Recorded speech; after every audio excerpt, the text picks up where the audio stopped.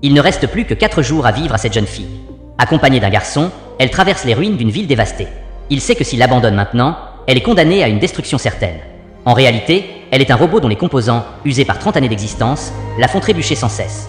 Ils sont contraints de s'arrêter régulièrement pour qu'elle puisse reprendre des forces. Pour avancer plus vite, il lui suggère de se débarrasser du bouquet de ferraille et de câbles qu'elle serre contre elle. Devant son hésitation, il décide de les porter lui-même afin d'alléger sa charge. C'est la première fois en 3 décennies qu'elle quitte son bâtiment. En voyant les rues désertes, elle s'imagine naïvement que les passants se protègent simplement de la pluie. Malgré sa fragilité, elle s'efforce de le guider, tombant pour la 14e fois de la journée. Le garçon soupire, mais constate avec soulagement qu'elle n'est pas endommagée. Lorsqu'il l'interroge sur sa vie monotone à l'observatoire, elle répond avec un sourire qu'elle est heureuse. Elle exprime alors un vœu simple, que le paradis ne sépare pas les hommes des robots, pour qu'elle puisse continuer à les servir. Bouleversé par cette requête, le garçon réalise qu'elle finira par s'autodétruire si elle reste seule. Il veut l'emmener hors de la ville, mais elle refuse de quitter son poste. Alors qu'un robot de garde bloque l'unique route vers la sortie, il se prépare au combat.